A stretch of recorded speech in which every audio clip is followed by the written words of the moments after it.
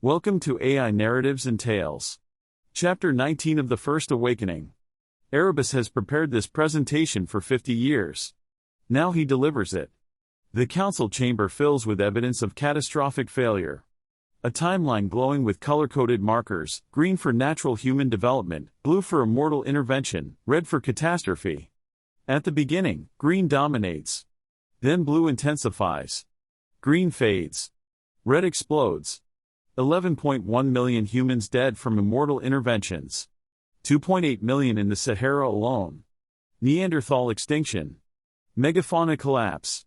Climate manipulation disasters. Bronze cascade beyond control. And ahead, 5 trigger points where everything could still unravel. Erebus demands withdrawal. Complete separation. Let humans develop independently before immortal help causes more harm. But withdrawal has costs too. And the debate reveals an uncomfortable truth: there are no good options left. Only choices between different catastrophes. Chapter 19, The Purist Opposition, Part 1. Immortal Council Meeting, 3400 BCE. Erebus had been preparing this presentation for 50 years. Erebus arranged his evidence with methodical care, not for dramatic effect, but because documentation of catastrophe required proper respect. 50 years of data, mortality statistics, intervention outcomes, unintended consequences, all organized chronologically, cross-referenced thematically, preserved eternally. He'd been called pessimistic for 5,000 years. He preferred observant. Optimists made predictions. Pessimists documented results. His archives proved which approach had better correlation with reality. Vindication tasted like ashes, but it was preferable to comfortable delusion. 5 decades of meticulous observation, compiling data points that others had dismissed as anomalies. 5 decades of running probability models in the quiet hours when other immortals pursued their interventions with confident purpose. 5 decades of watching patterns emerge, terrible, undeniable patterns that proved what he'd suspected since the beginning: the intervention was failing. Not partially. These are not isolated incidents that could be corrected through adjustment and refinement. Comprehensively. The council chamber beneath Göbekli Tepe hummed with quantum resonance as all 9 immortals materialized. Some arrived physically, walking down the carved stone steps that descended 7 levels beneath the temple complex, their footsteps echoing in spaces humans would never see. Others projected across the network, Korth materializing from his position in the Aegean, Ether appearing from his observatory in what would one day be called Egypt, Nyx's form coalescing from her station monitoring human astronomical developments across 3 continents. The chamber itself was ancient by human standards, new by immortal measure. They'd carved it from living rock 2,000 years ago, when Göbekli Tepe was still actively maintained by human populations who believed they were building a temple to gods. The walls bore no decoration, just smooth stone surfaces that could display holographic data without interference. The floor was perfectly level, designed to host projection arrays.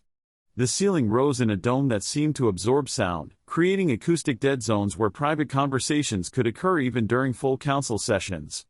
Crystalline nodes embedded in the walls pulse with soft blue light, maintaining the quantum network that connected all 9 immortals regardless of physical location. The air itself felt different here, charged with potential, heavy with the weight of decisions that shaped human destiny. Erebus had always found the chamber oppressive. A monument to immortal hubris, carved into earth as if they had the right to alter it so permanently. The holographic displays he'd prepared floated in the darkness above the central floor, waiting to reveal 5,000 years of evidence.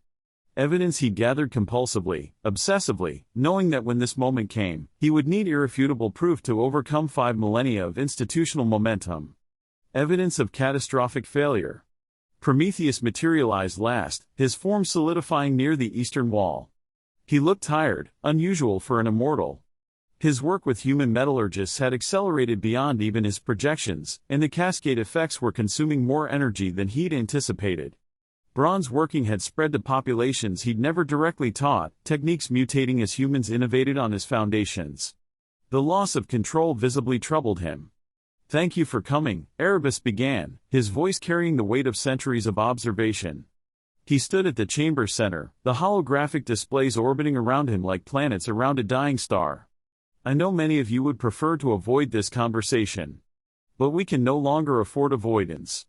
The intervention has failed. Not partially, comprehensively. And if we don't change course immediately, we risk something far worse than failure. We risk war. The word hung in the air. War. Between species. Between creators and created, between beings who'd hidden themselves as gods and humans who would eventually discover the deception. Dramatic opening, Kronos said dryly, his avatar leaning against the western wall with studied casualness. But Erebus could see the tension in his shoulders, the way his quantum signature flickered slightly, telltale signs of stress in an immortal consciousness. Kronos knew what was coming.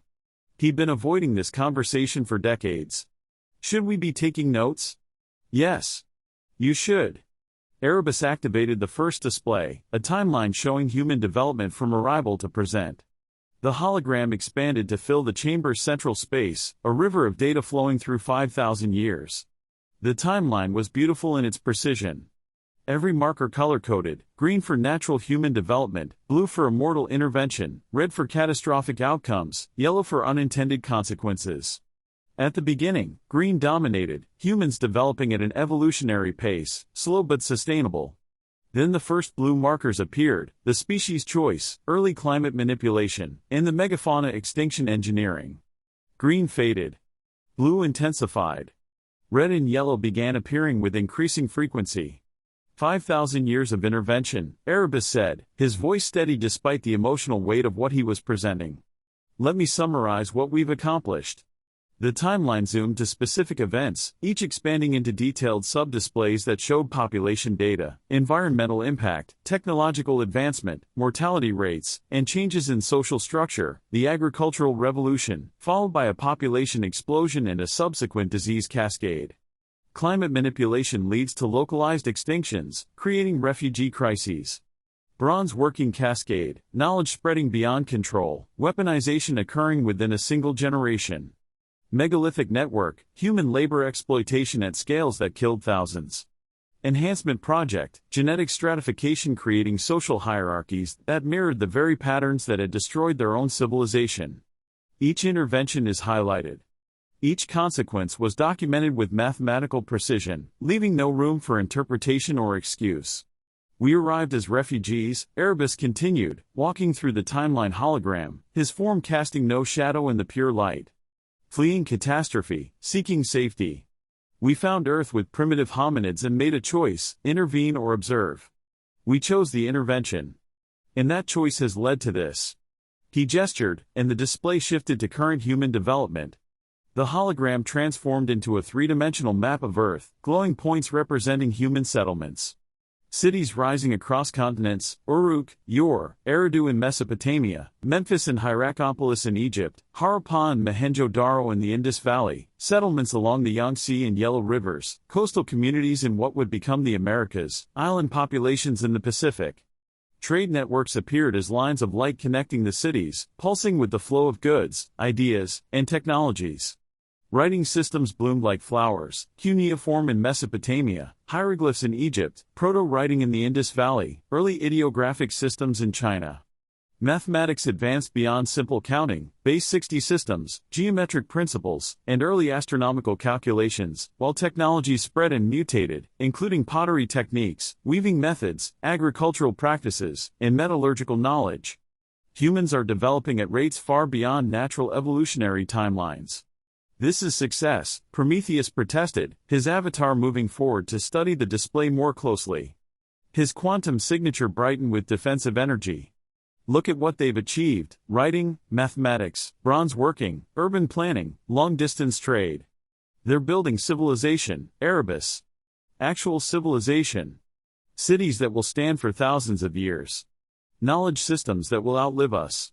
Technologies that will. Look at what we've achieved using them. Erebus's voice hardened, cutting through Prometheus's enthusiasm like a blade. He expanded the display, adding another data layer, this one showing the intensity of immortal involvement. Where the map had shown human achievement in warm colors, now cold blue light illuminated the exact locations. The correlation was perfect. Exact. Damning. Every major human advancement corresponded directly to heavy immortal presence. Every city with an immortal advisor glowed brilliant blue. Every technology is traced back to immortal teaching. Every mathematical principle had been demonstrated by an immortal hand. Every architectural innovation bore the fingerprints of immortal design. Every advancement you're celebrating was initiated by immortal intervention, Erebus said, his tone carrying 5,000 years of accumulated evidence. Agriculture, we manipulated the climate and taught cultivation techniques.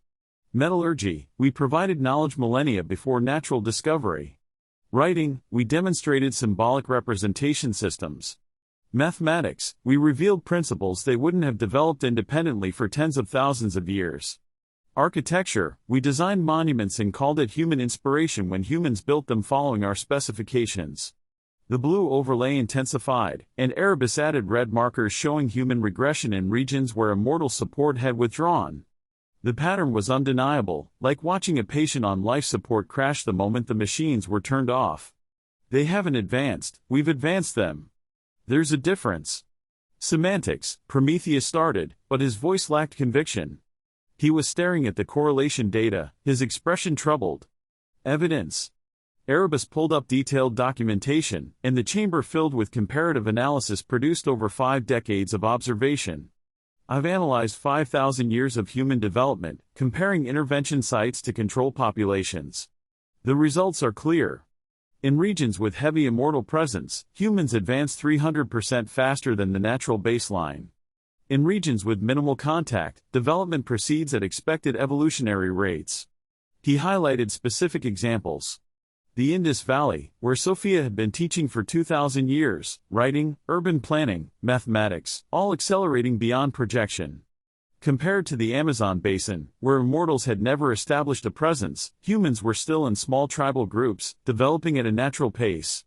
Mesopotamia, where multiple immortals had concentrated efforts, bronze working, cuneiform writing, complex social hierarchies, all emerging within centuries.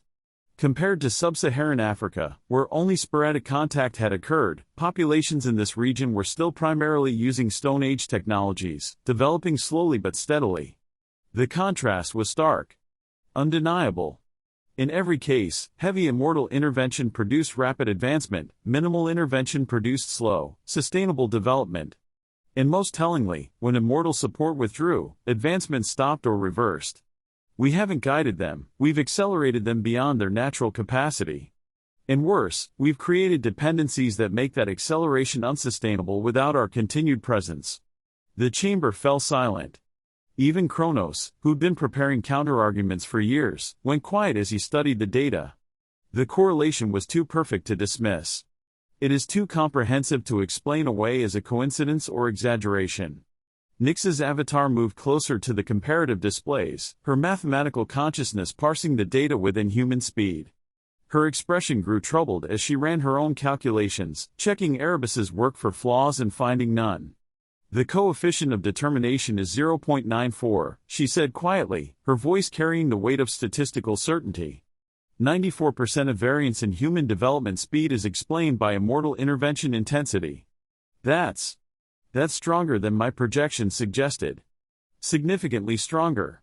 Because your projections assumed humans would internalize our teachings, Erebus said, not unkindly. That they'd learn principles and apply them independently. But that's not what happened. He pulled up new data showing knowledge retention rates. In regions where immortals maintained presence, human capabilities remained high. But in regions where immortals had withdrawn, even temporarily, knowledge degraded rapidly. Writing systems simplified or disappeared. Mathematical understanding regressed to basic counting. Architectural sophistication declined. Metallurgical techniques were lost. They're not learning to fish, Erebus said. We're giving them fish and calling it education. And when we stop giving them fish, they starve. Talia stirred uncomfortably in her position near the southern wall. Her medical consciousness could see where this was going, toward a diagnosis no one wanted to hear. That seems like an exaggeration, she said, but her voice held doubt. Humans are intelligent. They've proven capable of innovation. The bronze cascade happened specifically because they innovated beyond what Prometheus taught. The bronze cascade happened because humans copied techniques without understanding underlying principles, Erebus interrupted, pulling up detailed records of the metallurgical crisis. Prometheus taught bronze working to specific populations. They spread the techniques through trade and observation. But they spread methods without chemistry, practice without theory. When problems arose, alloy instabilities, furnace failures, material shortages, they couldn't troubleshoot because they didn't understand the science beneath the craft. The display showed the cascade in painful detail. Bronze techniques are spreading through trade networks, marking initial successes. Then failures began to accumulate. Furnace explosions. Structural failures in bronze tools and weapons. Alloys that worked in one region failed in another because local or compositions differed. Humans are unable to adapt because they've memorized procedures without grasping principles. Prometheus had to intervene directly in 47 locations to prevent the complete collapse of bronze working, Erebus continued. 47 separate crises caused by knowledge spreading beyond the understanding needed to sustain it. That's not innovation, that's cargo cult technology. They're imitating divine demonstrations without comprehending the divinity behind them. Prometheus's avatar flickered with distress. I've been working to teach the underlying principles for 1,000 years. And humans still can't maintain bronze working independently. They can follow your procedures. They can't adapt when circumstances change. They can't solve novel problems. They can't innovate sustainably. Erebus's voice held no judgment, just tired observation. They're not learning, they're depending on you. On all of us. We've created a civilization that requires supernatural assistance to function. That's not fair, Sophia protested, her avatar moving to join Prometheus. We have evidence of genuine human innovation. The astronomical observations in Mesopotamia, Enki and his colleagues figured out mathematical patterns we never explicitly taught. The people of the region independently discovered early mathematical concepts that emerged in the Indus Valley. The domestication of new plant species. All buildings on foundations we provided, Erebus said, pulling up the data. Enki's astronomical work is brilliant, for a human.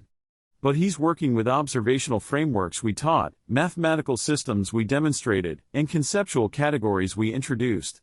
Remove the immortal foundation, and his work becomes impossible. Same with Indus Valley mathematics, they're developing number theory, yes, but using symbolic representation systems Sophia taught them. He showed the genealogy of ideas, each human innovation traced back to immortal origins, like watching a river system mapped from mouth to source, every tributary flowing from mountains of immortal knowledge. Even their most independent achievements rest on our interventions. We've structured their entire intellectual world. They can innovate within the frameworks we've provided, but they can't step outside those frameworks to create genuinely independent knowledge traditions. We've colonized their minds while pretending we're just providing tools. Zephyrus, who'd been silent until now, spoke from his position near the northern wall.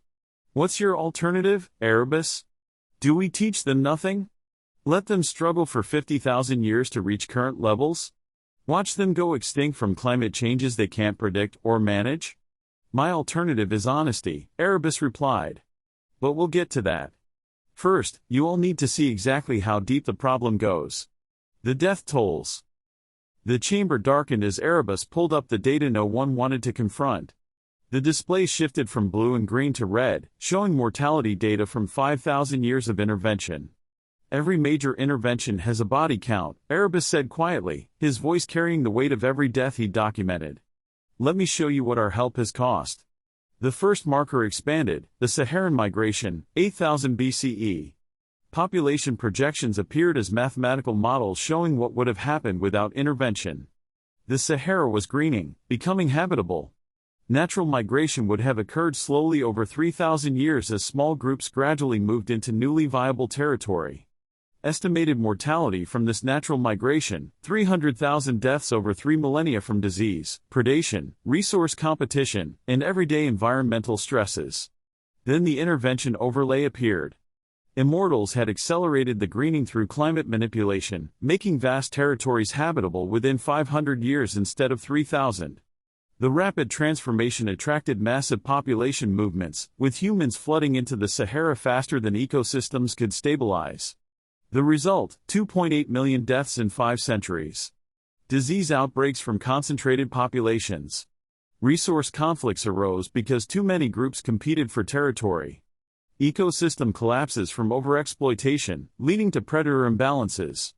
Drought cycles are hitting populations that had committed to regions before understanding their climate volatility. 2.8 million dead, Erebus said, letting the number settle. In our natural migration model, 300,000 deaths over 3,000 years, a rate of 100 per year. In our accelerated intervention, 2.8 million deaths over 5 centuries, a rate of 5,600 per year. We increased annual mortality by 5,500% while calling it helping them colonize new territory. Talia's avatar had gone pale as a holographic projection could appear. As a healer, she knew those numbers. Had treated the survivors. Had watched disease outbreaks consume populations concentrated beyond sustainable density. Those deaths weren't intentional, she said, her voice strained. We were trying to prevent overcrowding in existing territories.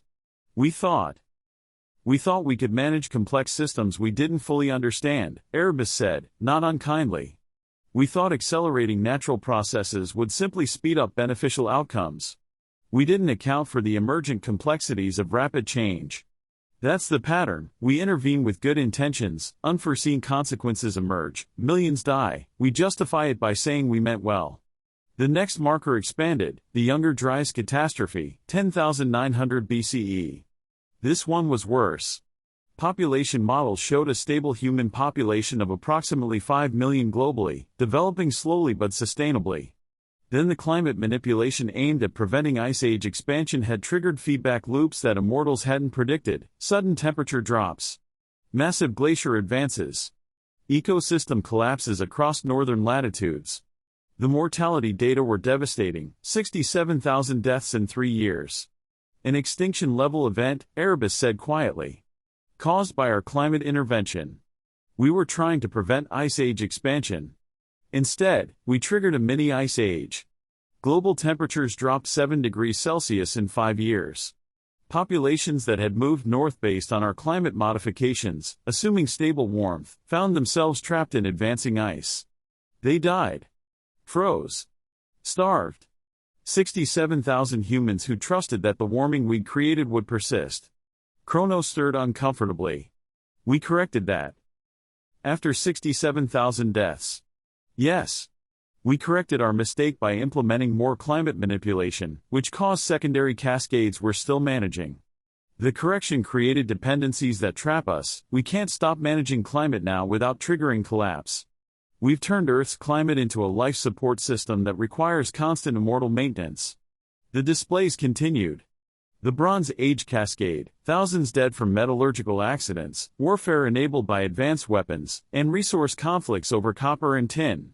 The agricultural revolution, millions dead from disease in concentrated settlements, famines from crop failures, violence from resource competition. The enhancement project, social stratification created conflicts that killed tens of thousands. Each intervention. Each body count. Each justification. Each cascade of unintended consequences required more intervention to correct, leading to increased dependencies, fragility, and potential for catastrophic failure. The total mortality from our interventions, direct and indirect, is 11.4 million deaths over 5,000 years, Erebus said, and the number appeared in the air, glowing red, undeniable. 11.4 million humans dead from consequences of immortal intervention. That's an average of 2,280 deaths per year caused by beings who claimed they were helping. The chamber was silent. Immortals who'd spent millennia justifying their actions were confronted with the cumulative cost. Nyx was running calculations, her expression stricken. Talia had turned away from the displays. Sophia's avatar had dimmed, as if the data was physically painful to witness. Even Korath, who rarely showed emotion, looked troubled. And before anyone argues that we saved more than we killed, Erebus continued, his voice heavy with anticipated objections, let me show you the counterfactual analysis. The students debated eagerly. A young man named Adamu spoke first, longer perspective. Such a being would see patterns we miss because our lives are too brief. Seasons would be moments. Generations would be like days to us. Greater patience, a woman named Kishar added. What seems urgent to us, harvests, wars, building projects, would seem trivial to a being with 10,000 years. Why rush anything when you have eternity? Accumulated wisdom, suggested Enlil, one of the baseline humans who'd earned his place through sheer intellectual brilliance. 10,000 years of learning. Such a being would know things we can't imagine. would understand connections between events separated by centuries. Potential arrogance, Inara said, her voice cutting through the optimistic assessments. She was 23, with an enhanced bloodline, brilliant to the point of being unsettling. Her mind worked faster than Sophia's teaching could keep pace with. 10,000 years of watching shorter-lived beings struggle and fail. Such a being might start to think it knows better than everyone else. Might become convinced its judgment is superior simply because it's older. Sophia's quantum consciousness registered the accuracy of that observation. Inara had just described the exact failure mode that had plagued immortal intervention for 6 millennia. Interesting, Sophia said, keeping her voice neutral. Why arrogance specifically? Because excessive experience creates blind spots, Inara replied, her dark eyes sharp with analytical precision. A being that's lived 10,000 years has seen thousands of problems solved in certain ways. But that creates assumptions. This is how things work, this is how problems are solved, this is the proper way. The being stops questioning whether its methods are optimal. Stops listening to beings with less experience who might see things differently. She leaned forward, warming to her argument. The other students were watching her with a mixture of admiration and intimidation. Inara often dominated these discussions. Worse, she continued, the being might start to think short-lived beings aren't capable of understanding complex truths. They're too young, too inexperienced, too limited by their brief lives to grasp what I understand. So the being stops explaining. Stops teaching fully. Starts managing instead of educating. Becomes convinced it's helping when really it's controlling. The words landed like physical blows. Sophia's avatar remained perfectly still, but her quantum consciousness was racing. This human, this 23-year-old enhanced scholar, had just described immortal intervention with perfect accuracy. Without knowing about immortals. Without any evidence beyond logical extrapolation from the hypothetical question. This was dangerous. This was precisely the kind of thinking that would accelerate revelation beyond their controlled timeline. This was precisely what they needed humans to understand. You're suggesting, Sophia said carefully, that longevity creates paternalism. The long-lived being begins to treat shorter-lived beings like children who need management rather than equals who deserve partnership. Yes, Inara said firmly. And the tragedy is, the being probably means well. Probably genuinely cares about the shorter-lived beings. But care without respect is just sophisticated control. The being thinks, I'm helping them because they can't help themselves. But really, it's making them dependent. Preventing them from developing their own capabilities because it keeps solving their problems for them. Other students nodded, following Inara's logic. Sophia felt the lesson slipping away from her control, which was perhaps appropriate for a lesson about control masquerading as help. Now consider, Sophia said, redirecting slightly, that such a being wants to help humans but worries about revealing itself. Why might it choose concealment? More debate. Kishar suggested fear of worship. Humans might treat it as a god. The being doesn't want worship, just wants to help, so it hides to prevent religious adoration. Adamu proposed fear of dependency. The being knows that if humans learn they're being helped by something vastly superior, they'll stop trying to help themselves. Concealment prevents dependency. And Lil, the baseline human, offered a darker possibility. The being might fear human reaction. If humans learn they've been manipulated, even benevolently, they might react with violence. Concealment is self-protection. And Inara, inevitably, cut to the uncomfortable core, or the being knows its help is control. Knows that humans would reject the relationship if they understood its full scope. So it hides not to protect humans, but to protect its ability to continue helping in ways humans would refuse if given the choice. Sophia wanted to protest that immortals weren't hiding to maintain control. But Inara's logic was sound. Every immortal argument for continued concealment ultimately reduces to, humans would reject our help if they knew the full truth, so we hide the truth to continue helping. Which was precisely what Inara had described. And if you discovered such a being had been helping you secretly, Sophia said quietly, her voice carrying weight that none of the students could quite identify, how would you feel? The classroom fell silent. The question was no longer hypothetical. Something in Sophia's tone suggested otherwise, though none of the students could articulate what exactly had shifted. Inara spoke first, as always. Betrayed, she said simply. Because help without honesty is manipulation. If this person truly cared about us, they would trust us with the truth. Concealment implies we're not worthy of respect. That we're too limited, too primitive, too incapable of handling reality.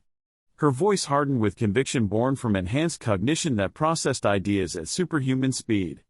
A being that hides while helping is saying, I know what's best for you better than you know for yourself. I'll decide what you can handle. I'll determine when you're ready for truth. That's not care, that's control. That's treating us like children who need protection from reality. And I'd rather struggle with difficult truth than be comfortable in managed ignorance. The other students murmured agreement, feeding off Inara's intensity. As the lesson reached its conclusion, Sophia realized she hadn't fully intended it but couldn't prevent it without proving Inara's points about control. Even if, Sophia said carefully, the being showed you it had helped tremendously? That without its assistance, you would have suffered or died. That the concealment, however wrong, had come from genuine care and genuine fear of harming you through premature revelation? Inara didn't hesitate.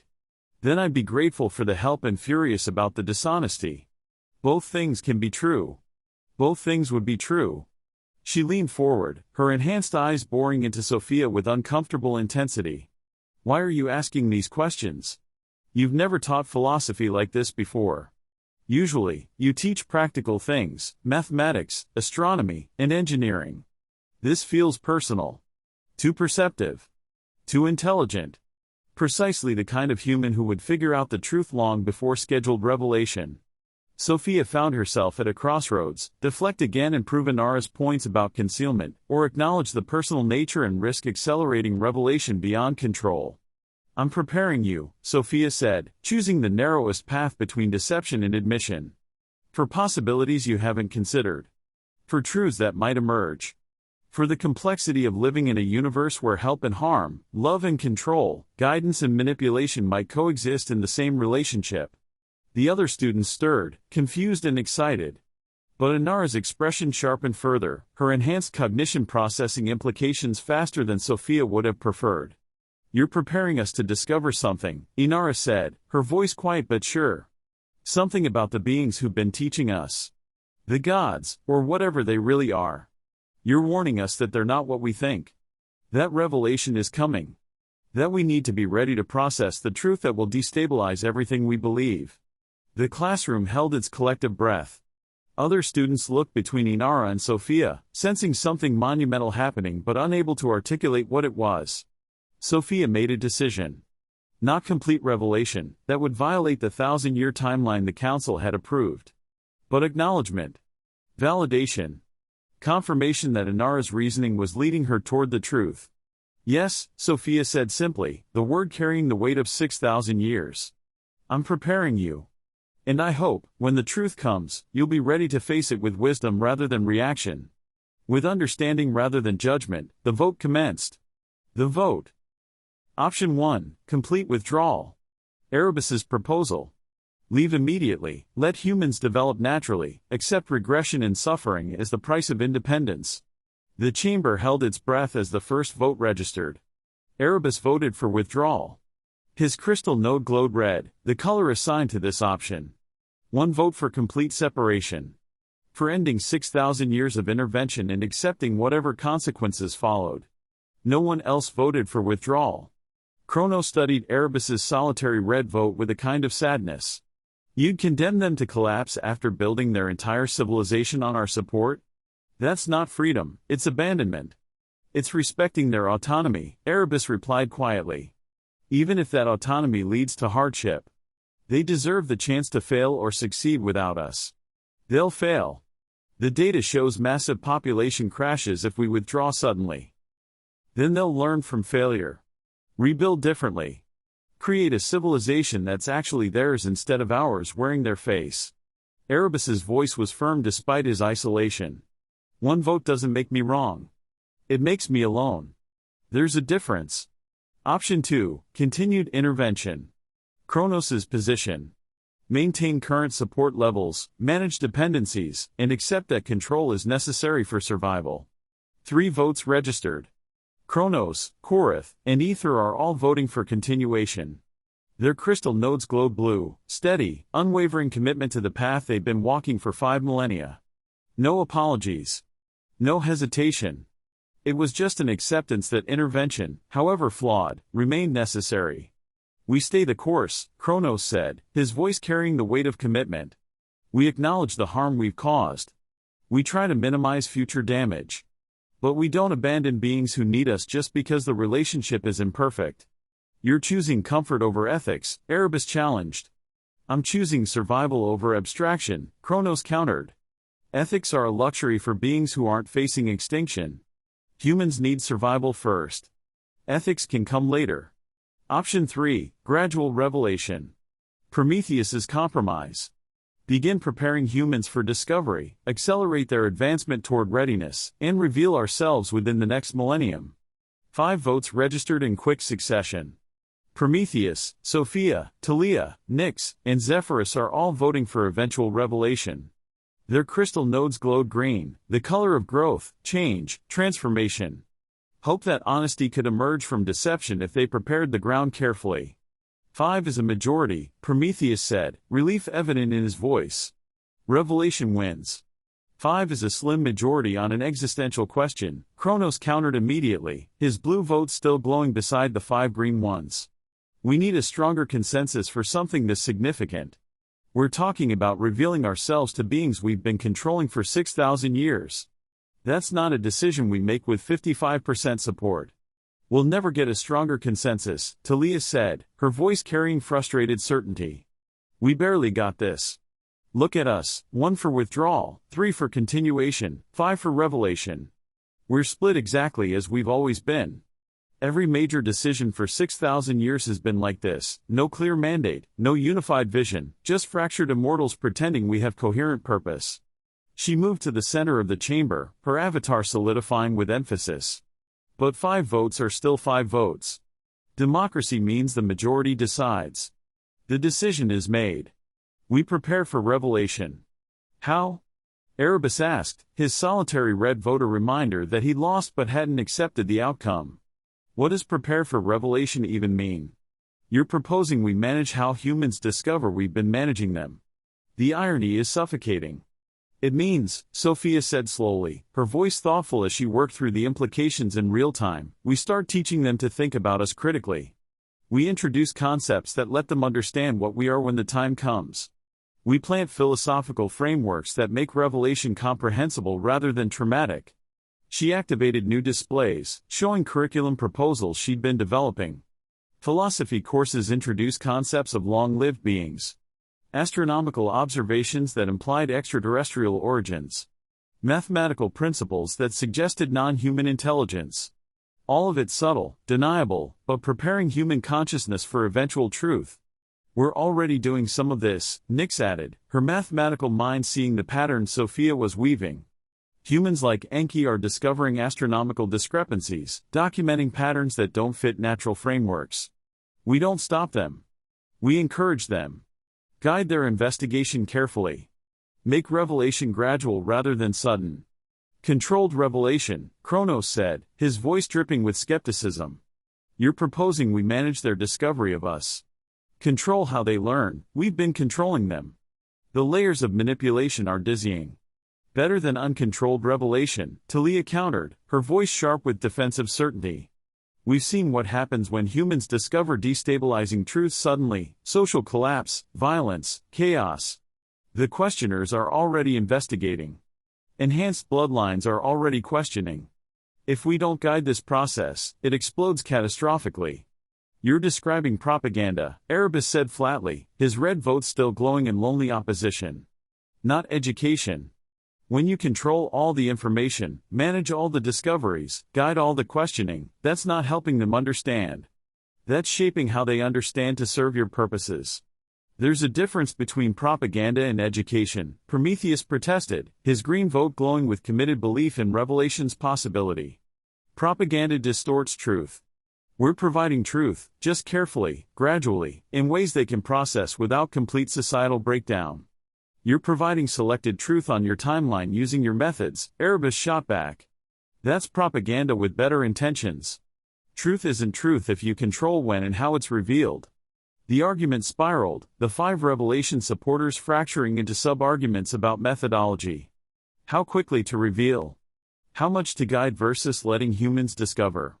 Whether to reveal to enhanced bloodlines first or simultaneously to all populations? Each question spawned more disagreement, and the slim majority dissolved into competing visions of what gradual revelation actually meant.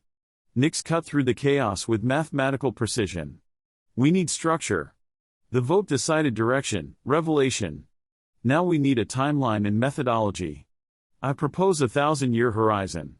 We spend the next millennium preparing humans philosophically, technologically, and socially for revelation. Then, in 2400 BCE, we reveal ourselves formally. The number hung in the air. 1,000 years. 40 generations of humans. Time enough to build frameworks, prepare consciousness, and create conditions where revelation could be absorbed rather than destroying everything. 1,000 years? Erebus laughed, bitter and sharp.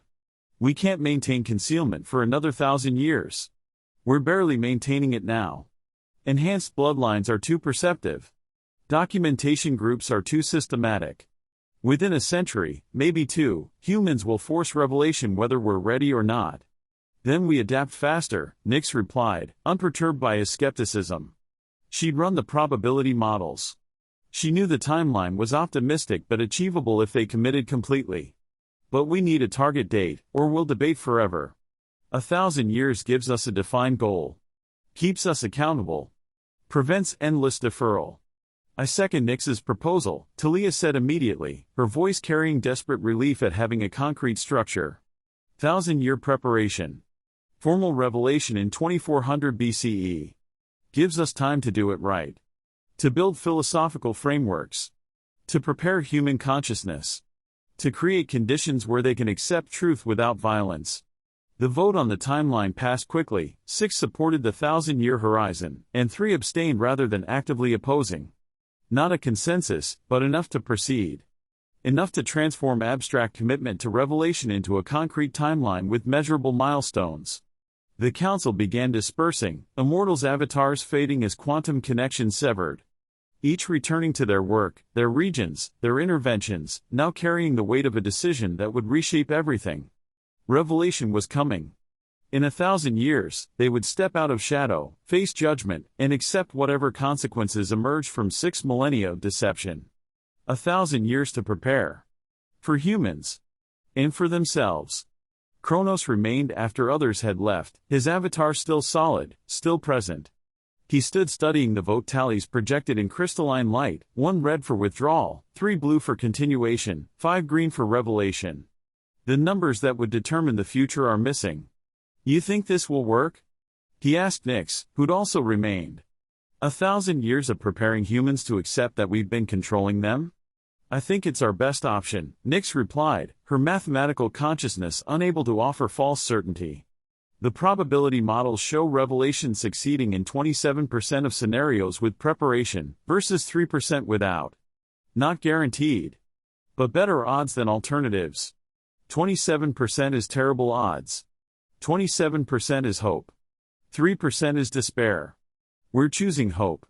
Nix's avatar began fading, preparing to depart. You voted against this. The majority does not bind you if you want to maintain your own approach in your regions. I'm bound by practicality, Kronos said, his voice heavy with resignation. If 5 of 9 are preparing for revelation, concealment becomes impossible anyway. Better to coordinate than fracture completely. I'll participate. Reluctantly. But I'll participate. He departed, leaving Nix alone in the empty chamber, surrounded by data showing futures that branched toward revelation, some catastrophic, some transformative, most somewhere in the uncertain middle where outcomes defied prediction. She'd voted for revelation. She believed preparation could work. But belief wasn't certainty. And a 27% success probability meant a 73% failure rate. They were gambling with both species' futures. And the odds weren't good. But they were better than the alternatives. That had to be enough. Aftermath, Erebus's warning. Erebus found Talia outside the council chamber hours later, standing on the plateau above Göbekli Tepe. The temple complex rose behind them, massive T-shaped pillars carved with animals and symbols that humans believed were sacred. Religious architecture concealing immortal technology, worship spaces hiding quantum relay nodes, the deception was everywhere, embedded in stone that would outlast the lies. The sun was setting, painting the Mesopotamian plain in amber and gold. Below them, human settlements dotted the landscape, villages and early towns, populations growing, technologies advancing, all of it shaped by immortal hands that remained hidden. Talia stood at the plateau's edge, her avatar solidified to near physical density, staring at the sunset as if it held answers she couldn't find in council debates. "You voted for revelation," Erebus said, moving to stand beside her. "Not a question." "Yes." Her voice was quiet, thoughtful. Tired in a way immortals rarely acknowledged. "Why?" She was silent for a long moment, considering. Then, "Because I'm tired of lying. Because I think humans deserve the truth. Because..." She trailed off, searching for words that could encompass the complexity of her reasoning. "Because your daughter asks questions you can't answer honestly," Erebus supplied gently. "And you hate what that's doing to you." Talia's avatar flickered with surprised recognition. "How did you know?" "Because I've watched you with her. The way you deflect when she asks about your immortal nature. The way you redirect when she questions divine inspiration. The way you teach her to think critically about everything except the beings who've taught her everything." Erebus's voice held no judgment, just observation. "You're creating a brilliant, questioning mind that will eventually turn those questions toward you. And you're terrified of that moment." "I am," Talia admitted, her voice breaking slightly. She's 15. Enhanced cognition expresses beautifully. She sees patterns I wish she wouldn't see. Asks questions I wish she wouldn't ask. Yesterday she asked me directly if the gods were really gods or if we're something else. I deflected. Again. And I watched her trust erode a little more. She turned to face Erebus, her avatar's eyes, quantum constructs that mimic human expression, showing genuine pain. "I can't keep doing that. Every deflection damages our relationship. Every non-answer teaches her that I don't trust her with the truth. Every careful redirection says I think she's not worthy of honesty." Talia's voice strengthened with conviction. "She deserves truth. All humans do. Not because they're ready, they might never be fully ready. But because truth is their right, and we've been denying them that right for 6,000 years. Your daughter is immortal," Erebus said carefully. "Half immortal at least. The revelation isn't for her, it's for baseline humans. She already knows more than most. She's also half human. She cares about them. Identifies with them more than with us sometimes." Talia looked back at the sunset, at the human settlements below. "And she's smart enough to recognize the deceptions we maintain. Every time I deflect her questions about why some humans are enhanced and others aren't, why some bloodlines are blessed. Others struggle, and she understands why divine inspiration seems to correlate perfectly with immortal presence. I'm hiding something. And she's concluding what that hiding means about my trust in her." Erebus was quiet, letting her process. "Then, you know the revelation won't go well. You saw Nix's probability models. The best-case scenario shows a 27% success rate. That means 73% of timelines lead to catastrophe, violence, rejection, social collapse. You're voting for a future that most likely ends badly." "I know." Talia's voice was small but certain. "But the alternative is worse. Continuing the lies until humans discover us accidentally. Until revelation happens on their terms and in their timing, through an investigation we can't control, we must remain patient. That would be catastrophic. So instead we have a carefully managed catastrophe," Erebus observed. "That's the plan. Controlled disaster instead of uncontrolled disaster. That's all we've ever had," Talia said, and something in her voice suggested she'd finally accepted a truth she'd been avoiding for millennia. "Managed catastrophes. Controlled failures. Tragic successes. We prevent natural disasters by creating artificial ones. We stop extinction by causing dependencies. We help by harming. Everything we do has costs and benefits so entangled we can't separate them." She turned to face Erebus fully, her avatar's expression carrying the weight of 6,000 years of accumulated moral complexity. "You were right about all of it. We did create dependency. We did cause millions of deaths. We are controlling them while pretending they're independent. Every accusation you made in that chamber was accurate. Kronos contextualized it, showed the other side, and proved we also saved millions. He's right, too. Both of you are right. That's what makes this impossible, there's no clean answer. Then why not withdraw? Erebus asked, genuinely curious. Why not end it? Accept that we've harmed, acknowledge we can't fix it through more intervention, and leave them to develop independently? Talia was quiet for a long time, watching the sun disappear below the horizon, darkness spreading across the Mesopotamian plain. The human settlements below began lighting fires, minor points of light pushing back against the night, metaphor made visible. Because Kronos was right too, she said finally. They need us. Maybe they shouldn't. Maybe we created that need artificially. Maybe the dependency is our fault. But it exists now.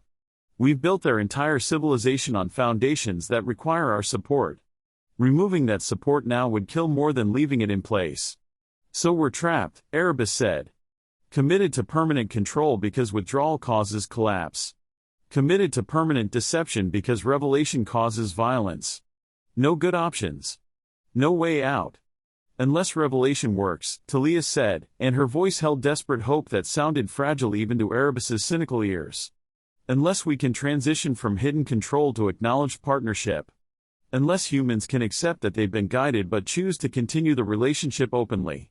That's possible. Isn't it? She looked at him with pleading in her quantum eyes, wanting him to confirm that yes, partnership could emerge from deception. That is, yes, humans could forgive manipulation once they understood its purposes. That, yes, 6,000 years of lies could be forgiven if the underlying care was genuine. Erebus wanted to comfort her. Wanted to say that yes, revelation could work. That humans were capable of accepting complex truth, processing betrayal alongside care, choosing partnership over revenge. But he'd spent 5,000 years observing human behavior. He documented every response to discovered deception, every reaction to revealed control, every outcome when humans learned they'd been manipulated. The data wasn't encouraging. It's possible, he said carefully, choosing words that gave hope without lying. But unlikely. Humans value independence. Learning they've never had it, that everything they think they achieved was shaped by hidden beings, that will hurt them in ways we can't predict or control. How will they react? Talia asked. Honestly. What does your data show? Erebus pulled up projections he'd been avoiding sharing with the council. Human responses to revelation ranged across a spectrum, from acceptance to worship to rage to existential despair. The models showed distribution curves of likely reactions. 20% will worship us more intensely, he said, showing her the data. They'll interpret revelation as confirmation of divine nature. We'll go from hidden gods to revealed gods, and they'll double down on religious devotion.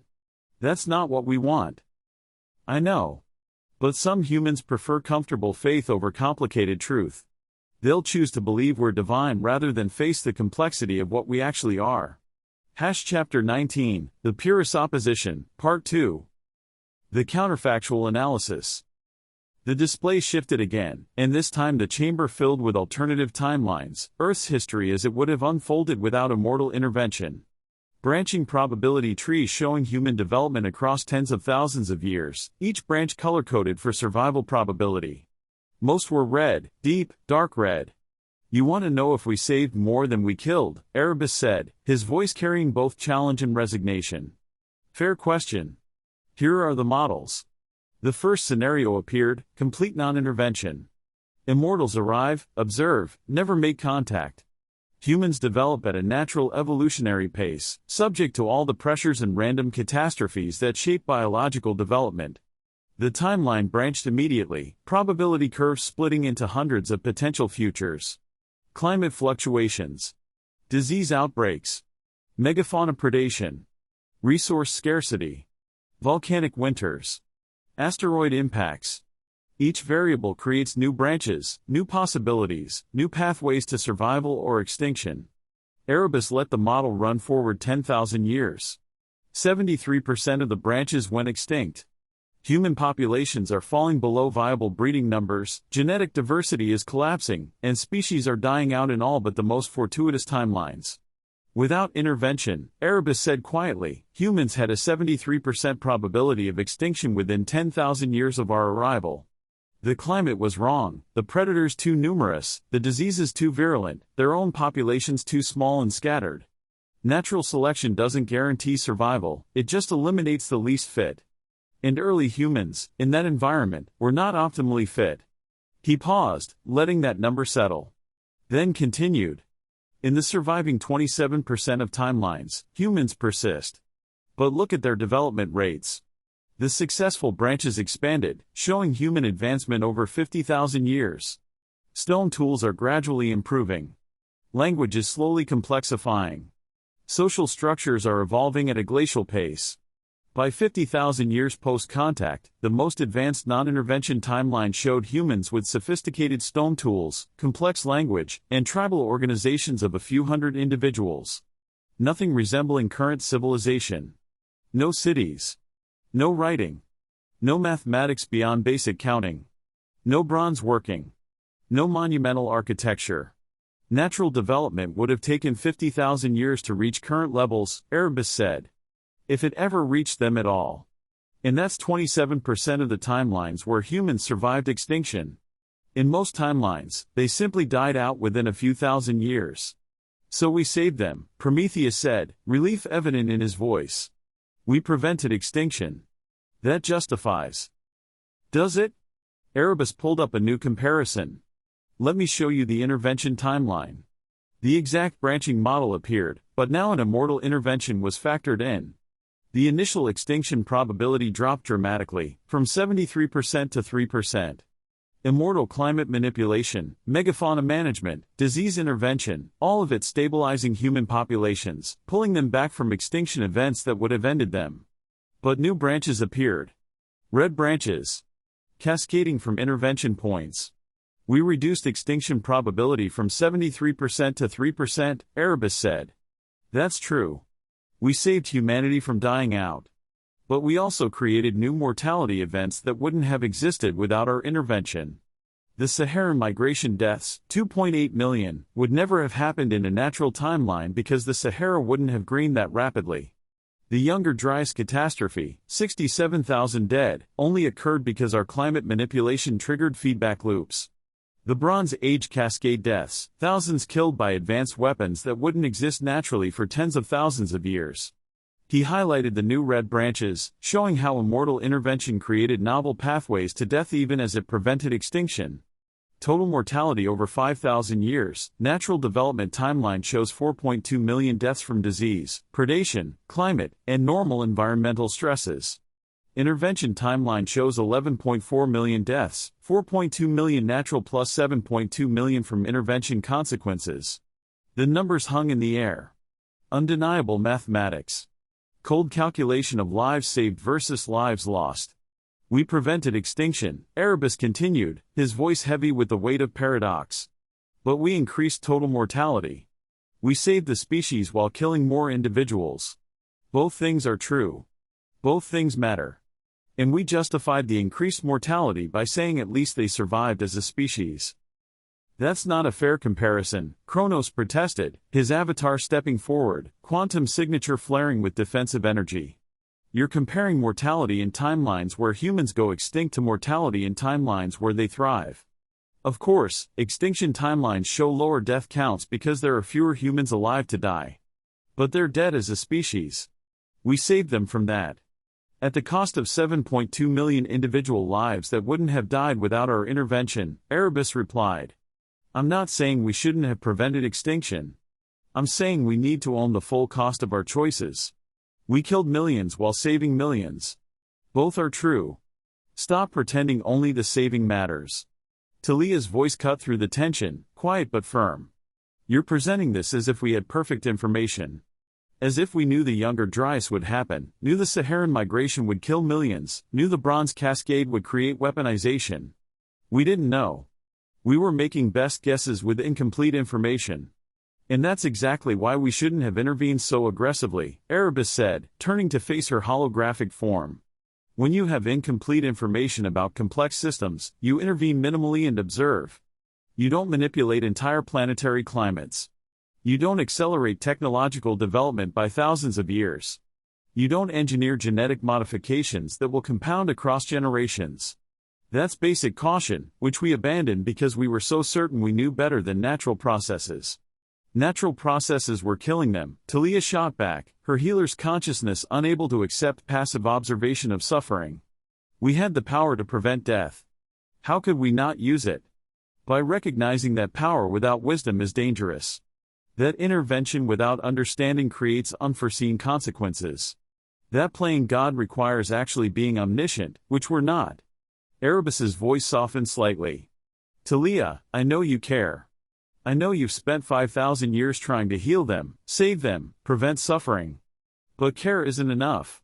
We needed wisdom to match our capabilities. We didn't have it. We still don't. Nyx's avatar moved through the counterfactual displays, her mathematical consciousness parsing the probability trees within human speed. When she spoke, her voice carried the weight of calculations that confirmed Erebus's analysis. The models are accurate, she said quietly. I've been running similar projections for 2,000 years. I didn't compile them into a comparative analysis like this. Didn't force myself to see the full picture. She pulled up her own probability curves, overlaying them on Erebus's. They matched within 2% margin of error. We did reduce extinction probability from 73% to 3%. We did increase total mortality from 4.2 million to 11.4 million.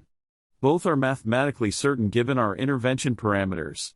She paused, her avatar flickering as she processed the emotional weight of data she'd been avoiding.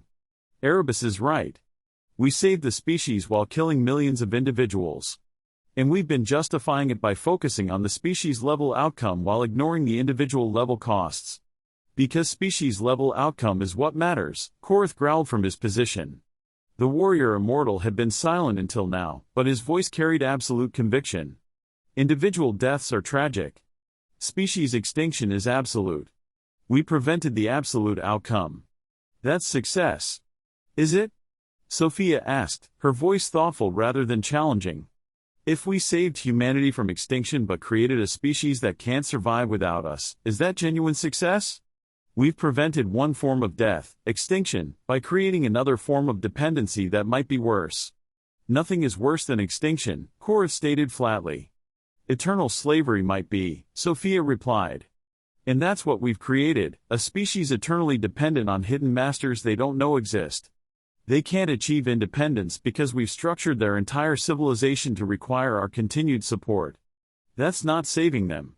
That's creating permanent subjects. The debate was spiraling, with different immortals grasping different pieces of the truth. Each perspective was valid, yet none was sufficient alone. Erebus watched them argue, feeling the weight of 5,000 years of evidence that proved everyone was simultaneously right and wrong. The case for continuation. Enough. Kronos' voice cut through the debate like a blade. His avatar expanded, dominating the chamber's central space, displacing Erebus's displays with his own. Erebus has made his case, eloquently, thoroughly, with data I can't dispute. Now let me make mine. The chamber quieted. Even Erebus stepped back, acknowledging that Kronos deserved equal time. This wasn't about who shouted loudest, but about confronting truth from multiple angles. Kronos activated his own display, and the chamber filled with different data, human populations thriving, cities rising, technologies advancing, knowledge spreading. Where Erebus had shown failure and death, Kronos showed success in life. Everything Erebus said is true, Kronos began, his voice carrying the weight of 5,000 years of careful observation. The death tolls. The dependency. The unsustainability. The moral complications of intervention without consent. All accurate. But he's presented failure while ignoring context. Let me provide that context. The display shifted, showing pre-intervention humanity in stark, unflinching detail. Small populations scattered across continents, clinging to survival in a world that seemed designed to kill them. Kronos didn't soften the image, he wanted the council to see precisely what humans had faced. This is where we found them, Kronos said, his voice steady and measured. 10,000 humans total.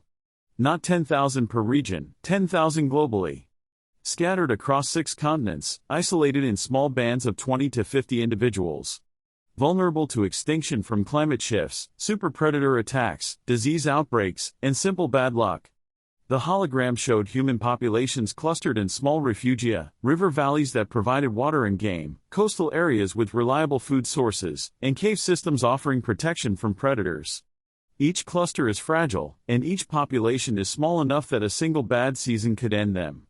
We ran projections, Kronos continued, and the display filled with probability models that rivaled Erebus's in complexity. Natural human development, complete non-intervention, led to extinction in 73% of scenarios within 10,000 years. Erebus showed you that number. But let me show you why.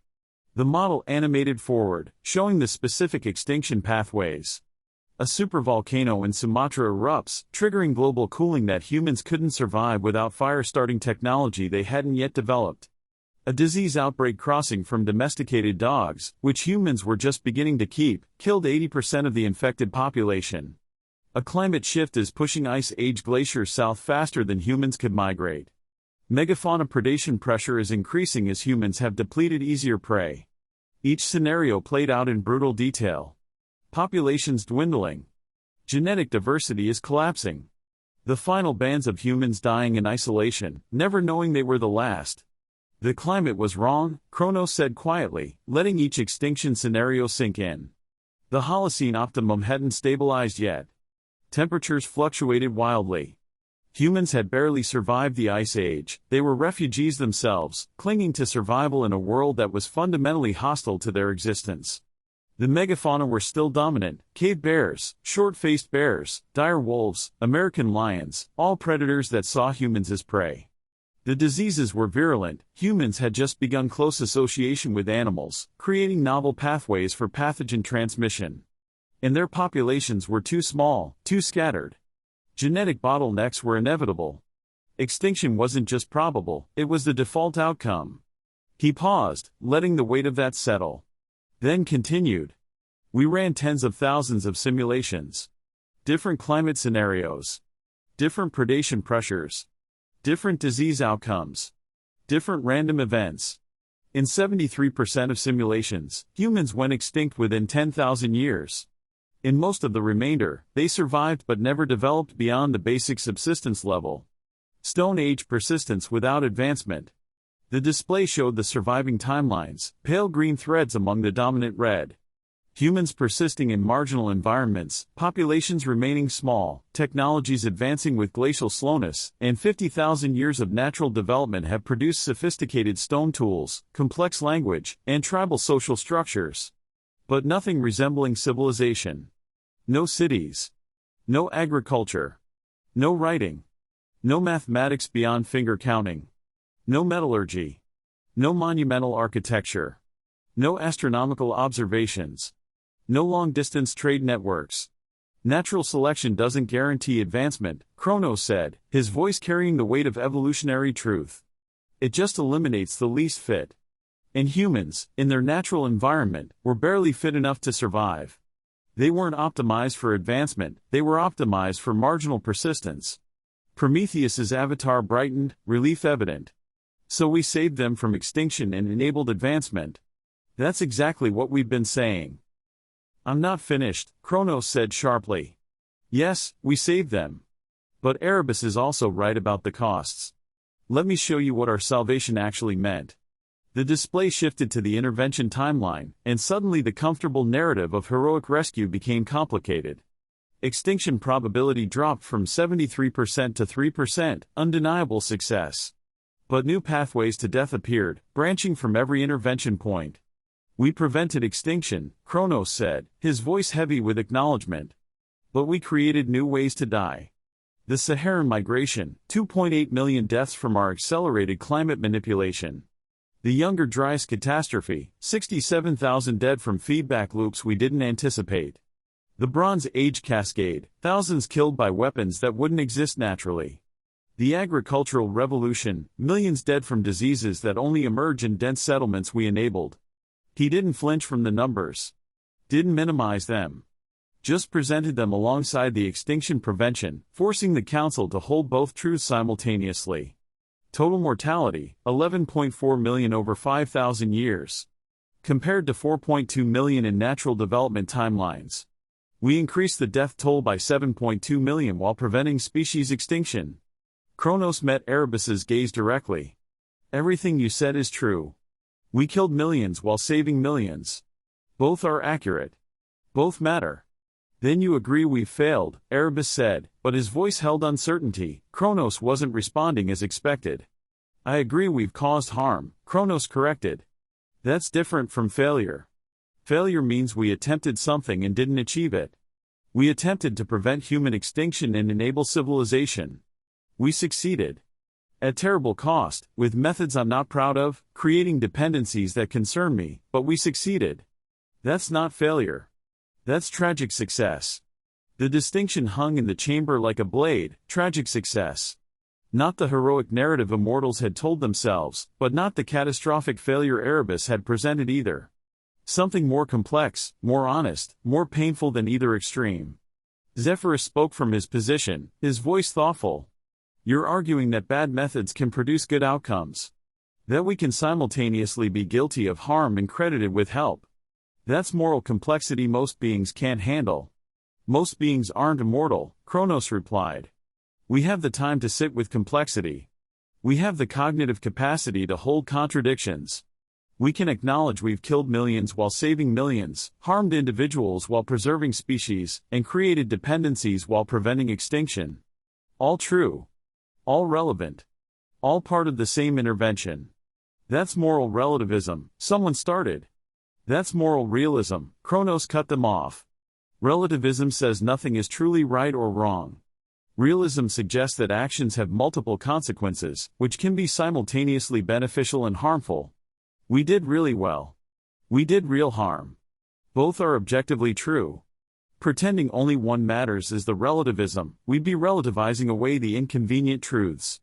He pulled up new data, showing human populations over 5,000 years. The growth curve was dramatic, from 10,000 humans at the start of the intervention to nearly 5 million at present. Population explosion enabled by immortal intervention, supported by immortal technology, maintained through immortal guidance. Look at this growth, Kronos said. 5 million humans alive today. In natural development timelines, best-case projections show 50,000 humans at this point, and that's the 27% of timelines where they survived at all. We've enabled a 100-fold population increase compared to natural development. That's 99 out of every 100 humans alive today who wouldn't exist without our intervention. He let that number settle. 5 million minus 50,000. 4.95 million humans whose existence depended directly on immortal intervention. Every one of those 4.95 million humans is alive because we intervened. Yes, 11.4 million died from intervention consequences. But 4.95 million are living who wouldn't exist otherwise. The net life outcome, lives created minus lives lost, is massively positive. We've created more life than we've ended. You can't justify killing millions by saying you created millions, Erebus protested. The ones who died didn't consent to being sacrificed so others could live. No one consents to evolutionary selection, Kronos interrupted. Natural development would have killed millions through predation, disease, starvation, and climate stress. At least our intervention deaths served a purpose, preserving the species, enabling advancement, and creating civilization. Natural deaths would have been equally numerous and completely meaningless. You're treating humans like numbers in a calculation, Talia said, her voice strained. They're not statistics, they're individuals. Each death is a person. A life with value independent of species-level outcomes. I know. Kronos' voice softened unexpectedly. I've watched them die, Talia. Same as you. I've seen the Saharan refugees fleeing desertification we triggered. I've treated younger dry survivors who are dying from the cold we inadvertently created. I've mourned Bronze Age casualties killed by weapons we taught them to forge. Every death is real. Every loss is tragic. I don't minimize that. He paused, and when he continued, his voice carried genuine pain. But I also know what extinction looks like. I watched our homeworld die. Billions dead. Entire species ending. The knowledge that we failed, that our civilization couldn't save itself, that haunts me every day. When I see humans thriving, building cities, advancing mathematics, and creating art, I see our species getting a second chance through them. Yes, we're using them. Yes, we're controlling them. Yes, we're causing harm. But we're also preventing the extinction that ended us. That has to count for something. The admission shifted the chamber's energy. Kronos rarely spoke about the homeworld, about the trauma that had driven immortals to Earth. His vulnerability made the argument more powerful. He wasn't justifying intervention from an abstract principle, but from the lived experience of what failure meant. We don't have 50,000 years to let humans develop naturally, Kronos continued, his voice strengthening. We're refugees, not colonizers. We came here seeking temporary shelter while we figured out what comes next. We don't know if we'll need to leave Earth someday.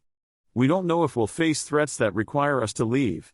Teaching humans to survive without us, that takes time we might not have. So you made them dependent because it's convenient for you, Erebus said, but his voice lacked the conviction it had held earlier. Kronos' honesty was disarming. I made them dependent because it's realistic, Kronos said.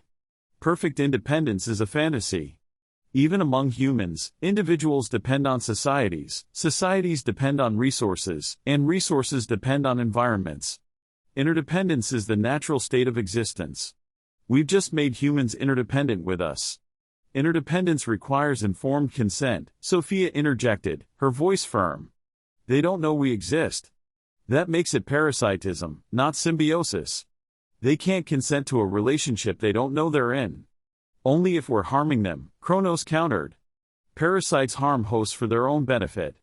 But look at the data, human populations are larger, healthier, longer-lived, and more advanced than they would be naturally. We're not parasites. We're partners who haven't fully disclosed the partnership terms. That's a remarkable euphemism for deception, Zephyrus observed dryly. Kronos' avatar flickered with something that might have been amusement or irritation, hard to tell with the mortal quantum signatures. Fine. Call it deception. Call it control. Call it whatever moralistic term makes you feel superior. The facts remain, without us, they die. With us, they thrive. Everything else is philosophical hand-wringing about methods while ignoring outcomes. Outcomes achieved through millions of deaths, Erebus repeated, his voice quiet but persistent. You keep contextualizing the body counts, but you can't eliminate them. We killed people, Kronos, lots of them. And we did it while hiding from them, manipulating them, controlling their development without their knowledge or consent. That's not tragic success, that's a crime. The word hung in the chamber. Crime. Spoken aloud, undeniable, carrying legal and moral weight that couldn't be dismissed through calculation or contextualization. Kronos met Erebus's gaze directly, his avatar solidifying into greater density, as if physical presence could convey conviction better than quantum projection. Yes, he said simply. It's a crime. By any ethical framework that values consent and transparency, what we've done is criminal. We've controlled sentient beings without their knowledge. We've caused deaths through our interventions. We've created dependencies that trap them. All criminal acts. He paused, letting the admission settle. Then continued. But I'll ask you this, Erebus, is letting them go extinct not also a crime? Is refusing to help when you have the power to prevent death not its own form of moral failure? Is walking away from beings who need you not abandonment? That's a false dichotomy, Erebus said. Those aren't the only options. They were the only options we had 6,000 years ago, Kronos interrupted. We found dying populations. We had the power to save them. We could intervene or watch them die. You're presenting withdrawal as an ethical high ground, but it's just different ethics, privileging non-interference over preventing harm. Both positions have costs. Both positions are defensible. Neither is clearly superior. One position respects their autonomy. Corpses don't have autonomy. Extinct species don't have rights. You can't privilege independence for beings who won't exist without intervention. Kronos' voice hardened with frustration. I agree we've controlled them. I agree we've violated their right to self-determination. But their right to exist supersedes their right to determine their own existence. We saved them first. We can address the control later. When? Sophia asked quietly. When do we address the control? We've been saying later for 5,000 years. When is later? The question hung in the air, unanswerable. Because there was no good answer. The intervention had begun with emergency extinction prevention. But an emergency had become normal. Prevention had become control. Temporary had become permanent. And later had never arrived. The philosophical divide. The debate continued for hours, immortals grappling with questions that had no clean answers. Erebus presents evidence of harm. Kronos contextualizing with evidence of help. Sophia is probing the ethics of concealment. Talia is wrestling with the morality of paternalistic care. Prometheus defends technological acceleration. Nyx was running probability calculations that supported multiple contradictory conclusions. Each position was defensible. Each argument was valid. Each perspective captured part of the truth while missing other parts. Zephyrus, who'd been largely silent, finally spoke from his position near the northern wall. We're arguing past each other because we have fundamentally different ethical frameworks.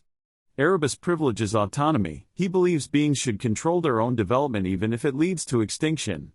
Kronos privileges outcomes. He believes preventing extinction justifies temporary control. Both positions are coherent. Both are defensible. Neither can convince the other because they're starting from different moral axioms.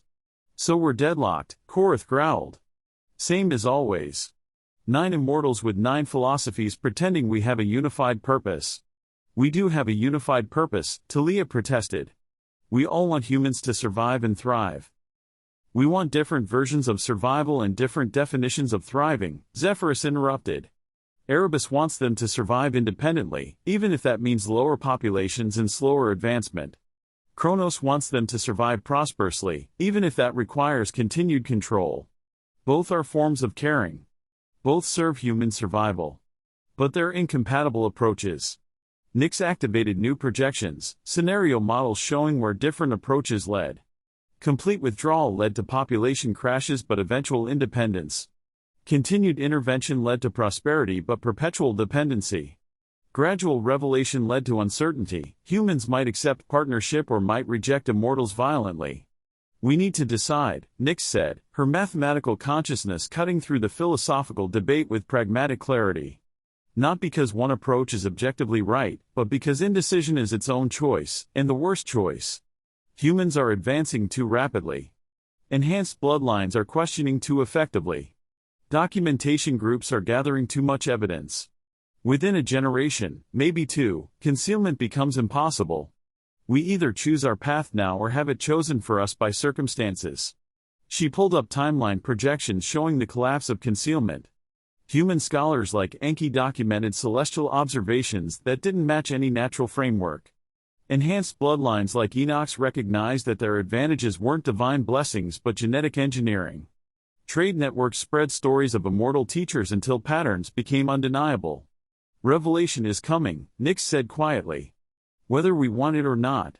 The only question is whether we control the timing and methodology, or whether humans discover us through accident and forced confrontation on their terms. How long do we have? Sophia asked. Best case? 500 years before concealment becomes impossible. Worst case? 100 years. Most probable? Somewhere between, revelation becomes unavoidable within the next 3 centuries as human intelligence compounds, enhanced genetics express more strongly, and documentation efforts reach critical mass. The timeline projection showed the probability curves converging, multiple pathways leading toward the same outcome. Discovery. Exposure.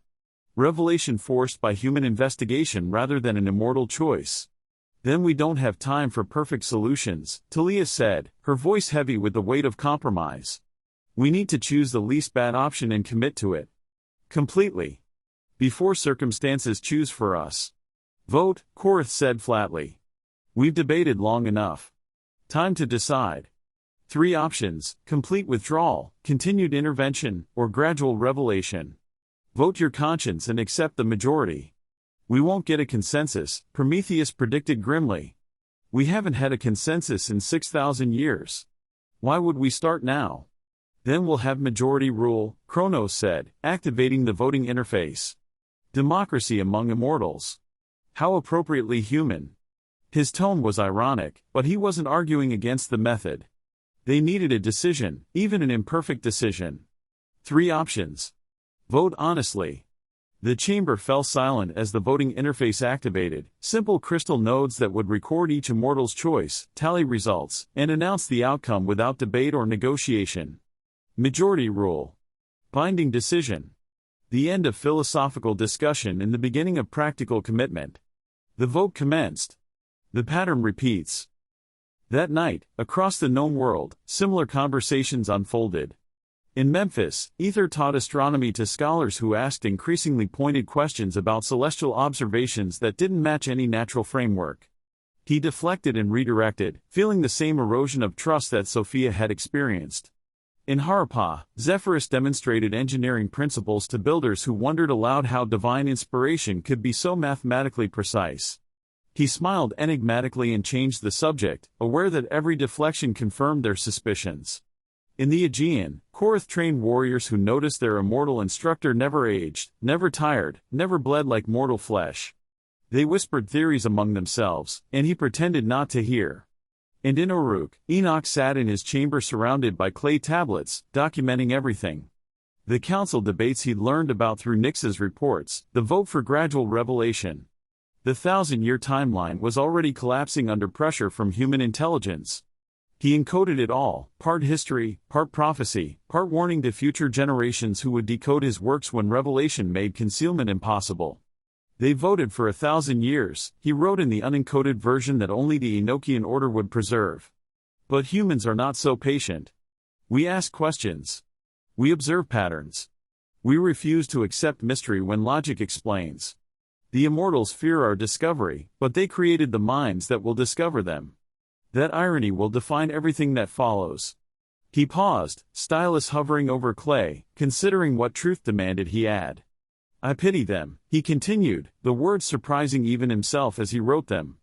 These beings who saved us from extinction but cannot escape the consequences of their salvation. They meant well. They tried carefully. They failed spectacularly. And now they face judgment from beings they created, beings enhanced to judge them more harshly than they judge themselves. All intervention creates this trap, the helped must eventually confront their helpers. The saved must judge their saviors. The enhanced must examine their enhancers. There is no escape from this reckoning. Only the choice of whether to face it honestly or wait until honesty is forced. He set down the stylus, feeling the weight of being caught between species. Human enough to understand the coming anger. Enhanced enough to understand immortal motivations. A bridge is enough to see both sides and satisfy neither. Outside his window, Uruk slept, 50,000 humans dreaming human dreams, building human lives, creating human futures within frameworks designed by beings they believed were gods. The deception was ending. Slowly, chaotically, inevitably. And Enoch documented it all, preserving truth for generations who would need it when the gods finally stepped down from heaven and admitted they'd been standing beside humanity all along. Watching. Guiding. Controlling. Caring. All of it is true. It's not all very easy. All of it is about to be revealed, whether anyone was ready or not. The 1,000-year timeline would become decades. The controlled revelation would become forced discovery. The carefully managed catastrophe would become organic chaos. But at least, finally, it would be honest. Enoch returned to his tablets, encoding truth and religious language that would protect it until humans were advanced enough to decode it. Building the bridge that would carry his species from deception to revelation. Hoping the bridge would hold. Knowing it probably wouldn't. Documenting it anyway, because truth deserved to survive even if the beings who spoke it didn't. Mediterranean coastal settlement, 3 months before revelation. The fishing nets needed mending, they always did. Mikel worked the hemp fibers with practiced hands, 67 years of experience making the repetitive task meditative rather than tedious. Around him, younger fishermen prepared boats for the evening catch, their voices carrying across the beach in cheerful argument about techniques, territories, and the endless human need to assert expertise.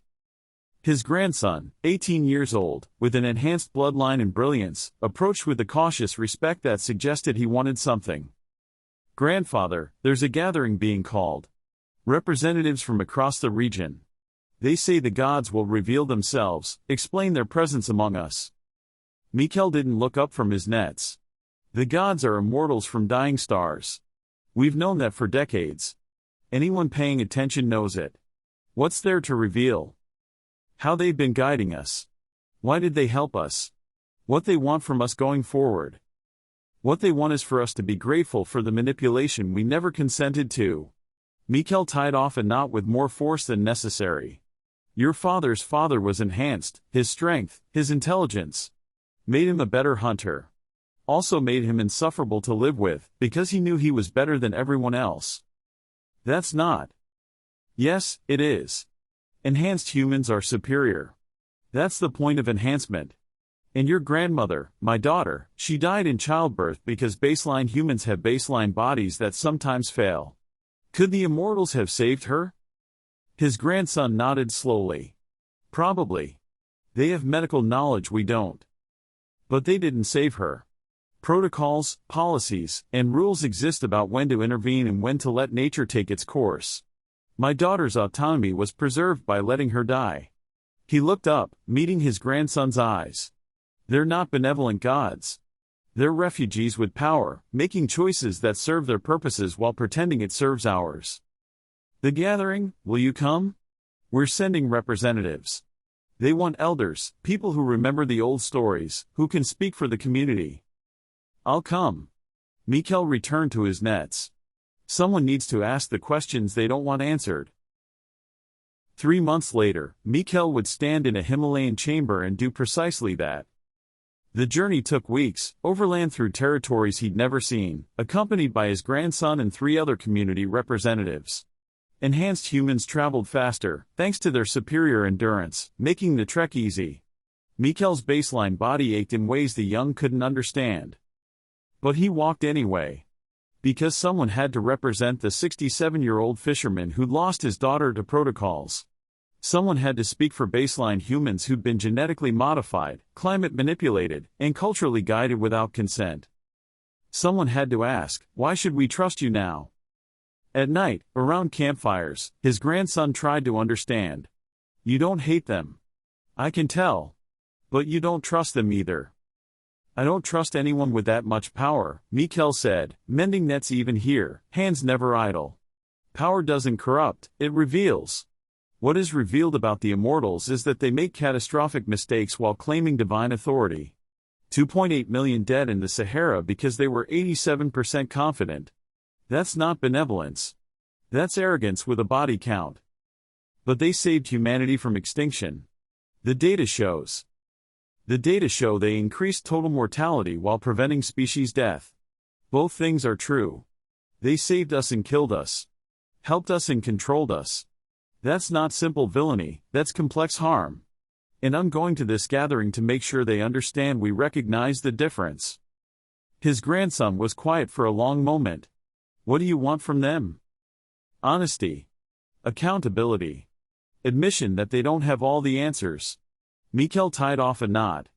And for them to understand that some of us will never fully trust them, no matter how pretty their promises sound. Trust is earned slowly. It's lost quickly. And they've been losing it for 6,000 years. The fire crackled. The nets took shape. And Mikhail prepared to be the voice of skepticism in a chamber full of hope. The warning signs were everywhere. The questions were multiplying. The concealment was cracking. Revelation was no longer a choice immortals could make on their timeline. It was a reality humans were discovering on their own. And nothing would ever be the same. The timeline glows red with catastrophe. 11.1 million human deaths from immoral interventions. 2.8 million in the Sahara alone. Neanderthal extinction. Megafauna collapse. Climate disasters. Bronze cascade beyond control. Erebus demands withdrawal, complete separation. Let humans develop independently. But withdrawal has costs too. Populations that adapted to immortal supported conditions would collapse without continued coordination. Systems built with immortal oversight would fail without immortal maintenance. There are no good options, only choices between different catastrophes. The debate reveals an uncomfortable truth: they're trapped in their own success. Can't withdraw without collapse. Can't continue without accumulating more guilt. Can't maintain the current approach without inevitable discovery. Meanwhile, the warning signs multiply. Enhanced humans are questioning their advantages. Baseline humans resenting genetic aristocracy. Discovery is approaching from multiple directions. In Chapter 20, Lyra, 13 years old and brilliant beyond measure, tells her mother, what immortals refuse to admit, you need to reveal yourselves before you're dragged out. That's Chapter 19 of The First Awakening. Withdrawal or continued intervention? Which catastrophe would you choose? Comments open. This is AI Narratives and Tales. The warning signs multiply in Chapter 20.